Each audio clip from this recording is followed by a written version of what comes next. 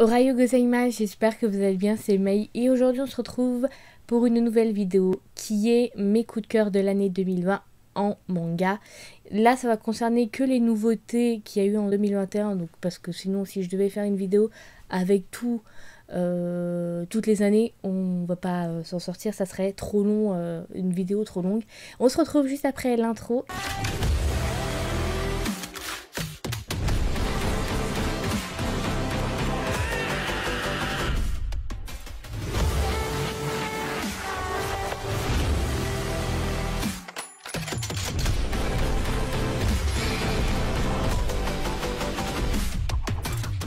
Du coup, on commence. J'ai essayé de faire une petite pile de vraiment mes coups de cœur de cette année 2021, vu qu'on est en 2022. Mais voilà, c'était le résumé de l'année 2021.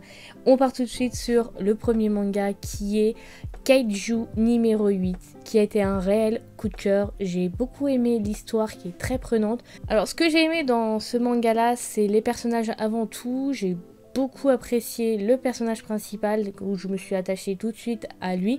On a un personnage donc qui s'appelle Kafka Ibino qui est trentenaire, qui rêve d'intégrer les forces de défense contre les kaiju, donc des monstres horribles qui sèment la terreur dans le monde. Et du coup, on a un personnage qui est très mature, qui se retrouve très immature et qui me fait énormément rigoler parce que voilà, il se retrouve à côtoyer des adolescents et donc ça fait que quelquefois il a des parties de lui très immatures mais qui est marrant. Et il a un sens de l'humour très prononcé. Moi personnellement, il m'a fait beaucoup rire et sourire quand je lis ce manga là. Chaque tome est très prenant. On n'est jamais... moi, personnellement, je me suis pas ennuyée du tout dans les deux premiers tomes qui sont sortis dans l'année 2021. On a vraiment une histoire prenante, une histoire très bien trouvée. On a des plans très détaillés, mais qui sont magnifiques. Les dessins sont juste ouf. Très détaillés, qui dosent l'humour, les combats et les explications. Tout ça, voilà. Donc, moi, c'est un coup de cœur pour cette année 2021. Voilà. J'ai pas d'autre chose à dire à part que chaque nouveau tome me laisse sur ma faim. Parce qu'arrivé à la fin, j'ai envie de rapidement savoir la suite. Donc l'attente est une torture à chaque sortie de tome. Qu'est-ce que je peux vous dire? Alors le mangaka par contre, le mangaka de ce manga c'est Matsumoto Naoya. C'est de l'éditeur Kaze, c'est un shonen. Le premier tome il est sorti le 6 octobre 2021, donc en fin d'année 2021. Le nombre de tomes au Japon actuellement il y en a 5 et chez nous 2 en cours. Ensuite, on part sur le deuxième manga coup de cœur de l'année 2021 qui est Mashle. Alors, désolé pour la prononciation si ça se prononce pas comme ça, mais je fais du mieux que je peux. Donc, Mashle, comment vous dire que ça a été un réel coup de cœur? Il y a déjà tout ce qui me plaît dans ce manga, l'humour, la magie, un univers qui mélange, moi personnellement, je trouve, qui mélange Harry Potter et One Punch Man. Clairement, moi, c'est ce que je trouve en similitude. J'adore énormément Harry Potter, voilà, je suis fan d'Harry Potter, donc rien que ça m'a déjà fait décider à prendre Mashle. Et ensuite, on a vraiment un manga, mais dès le premier tome, j'ai rigolé. À chaque page, il y a un truc qui me fait rire. Ce personnage est juste un peu idiot, mais hyper marrant. Mais il est tellement attachant. Moi, je me suis absolument vite attachée à Mash. Donc, Mash, en fait, il passe ses journées, la plupart de ses journées, entre la musculation et dévorer des choux à la crème, ce qu'il adore. Son péché mignon numéro 1. Ça, vous voulez lui faire plaisir, offrez-lui des choux à la crème. Donc, il est très marrant. C'est une histoire, en fait, où on y suit donc Mash qui... va se retrouver dans une école de magie. Mais le problème, c'est que ce personnage ne possède pas une seule once de magie dans son corps. Et c'est une infraction selon la loi du pays de là où il est. Donc il va devoir se faire discret dans une école de magie, y intégrer et essayer de devenir, en gros, si je dis pas de bêtises, devenir le meilleur élève de cette école. sachant qu'il n'a pas... C'est une école spéciale magie, donc à la Harry Potter, quoi. Donc le tome il se présente comme ceci, hein, il est juste magnifique, voilà. Moi je pense à Harry Potter quand je vois une baguette, voilà. Bref, c'est un mélange de tout ça.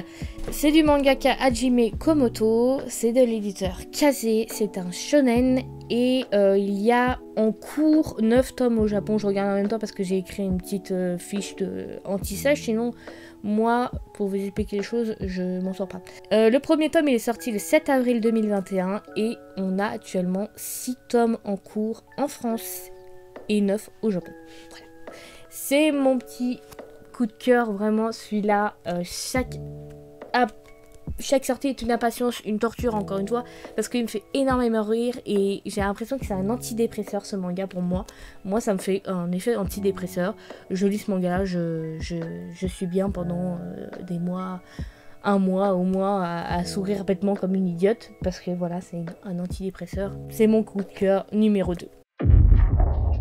Le troisième manga que je vais présenter en coup de cœur, c'est Blue Period. Alors Blue Period, c'est un manga qui m'a totalement plongé dans cet univers artistique où on y suit un lycéen, donc Yatola, qui a tout pour réussir. Il est bon en études, il est apprécié de ses camarades et tout ça. Et il va se retrouver à s'intéresser à un monde de l'art et il n'est pas du tout artistique, il a jamais dessiné même une seule fois de sa vie et il va être happé par ce monde-là et il va vouloir intégrer donc, vouloir dessiner et intégrer l'université, la seule université d'art de Tokyo qui est la Gaidai. Je sais pas si on le prononce comme ça, désolé. Mais en gros, il va avoir la motivation de vouloir absolument faire des études d'art. Il s'est trouvé une passion, mais à 100%.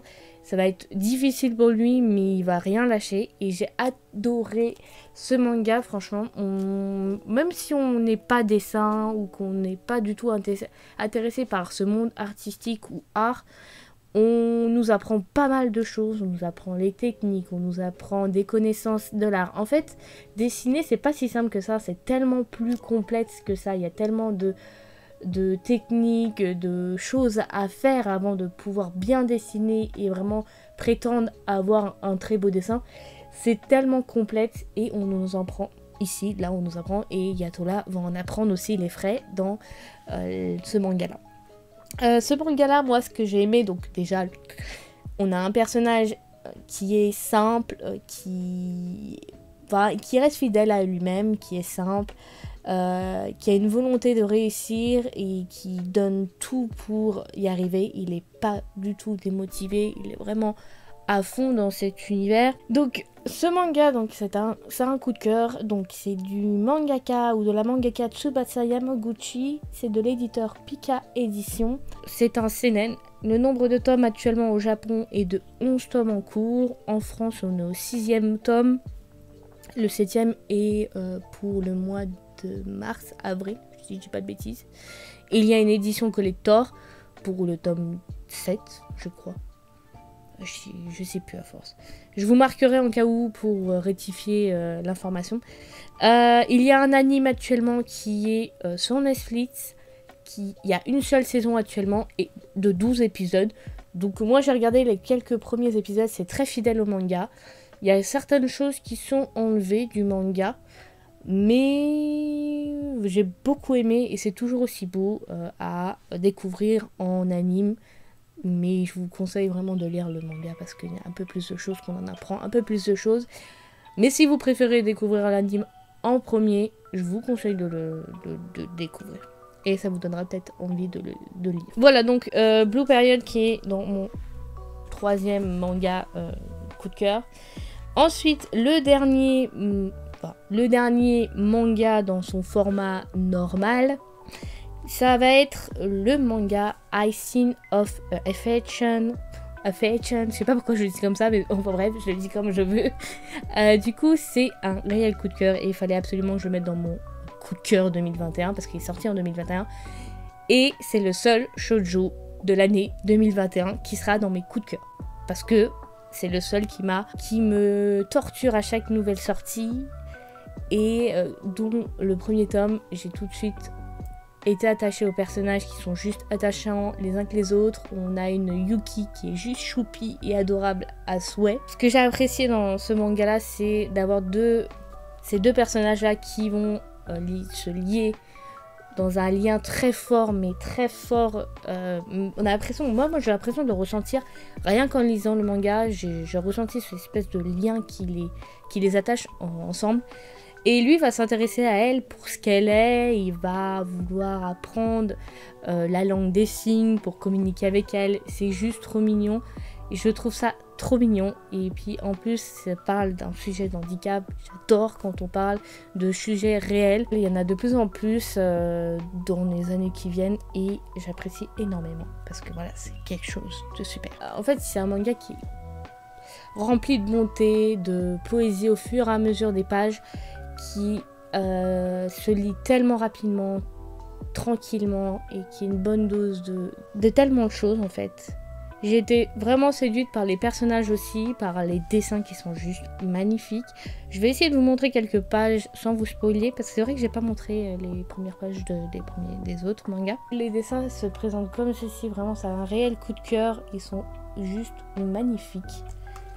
Et voilà. Donc, A Scene of Affection, c'est de la mangaka Tsuyo Morishita. C'est un genre shoujo. C'est les thématiques handicap, amour et quotidien.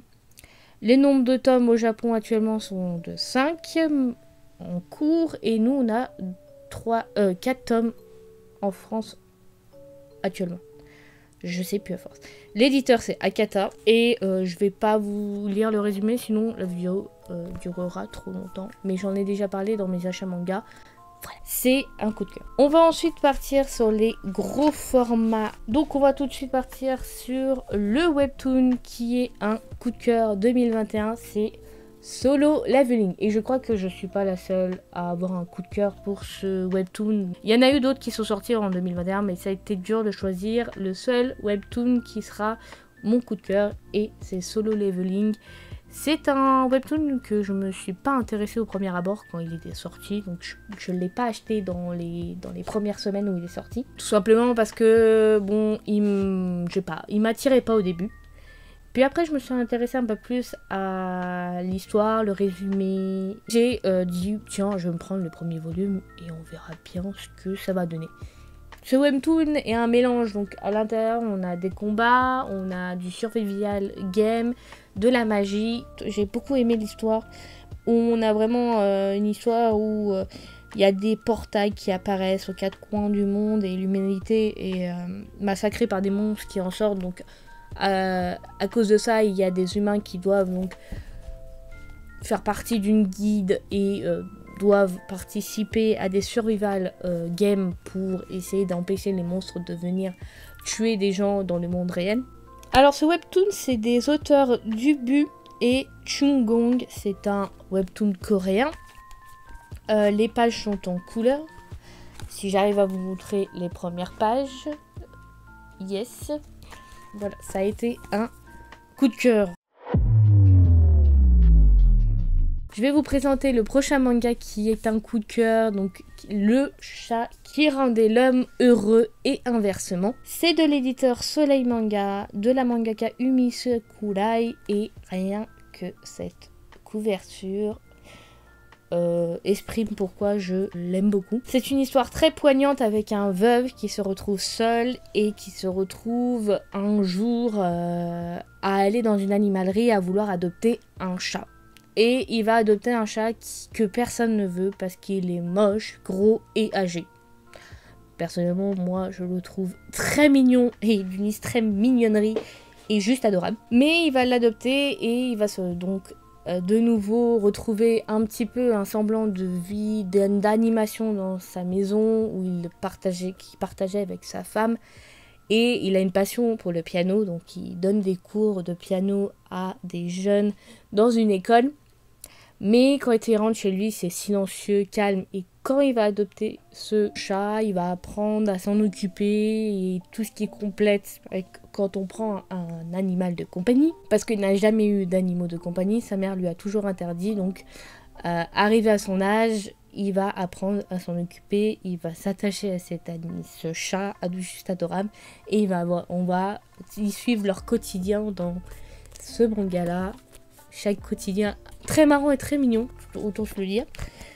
Donc ça a été un coup de cœur, j'ai énormément apprécié découvrir l'histoire de ce veuve qui se retrouve seule et qui va adopter un chat. Juste, moi je le trouve mignon. Si je peux vous montrer quelques pages sans vous spoiler. Voilà à quoi ressemblent les dessins qui sont magnifiques. Moi je les trouve magnifiques. Et là, rien que le petit bonus là. Regardez-moi ça. C'est d'une mignonnerie sans nom. Et donc voilà, c'est un coup de cœur. Tout simplement. Il n'y a pas à dire. Et chaque nouveau tome est vraiment un plaisir à lire. Donc le chat qui rendait l'âme heureuse, c'est de... Enfin, je l'ai dit. Il y a 8 tomes en cours au Japon. Et c'est un seinen. Voilà, tout simplement.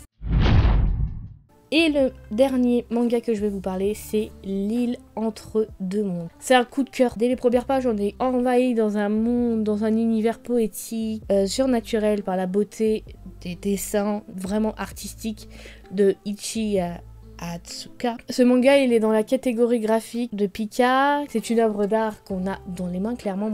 C'est une œuvre d'art. L'histoire est très bien pensée, très belle.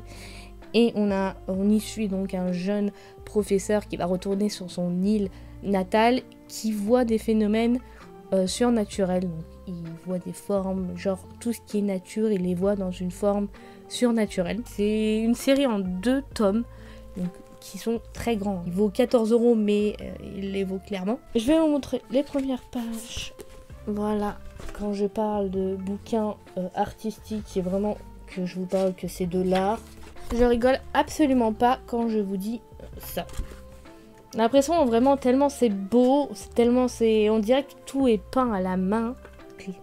Ça se trouve c'est peint à la main, mais après bon bien sûr c'est en noir et blanc, mais les dessins sont magnifiques. Je vais essayer de vous montrer une espèce de phénomène surnaturel, comment il est dessiné.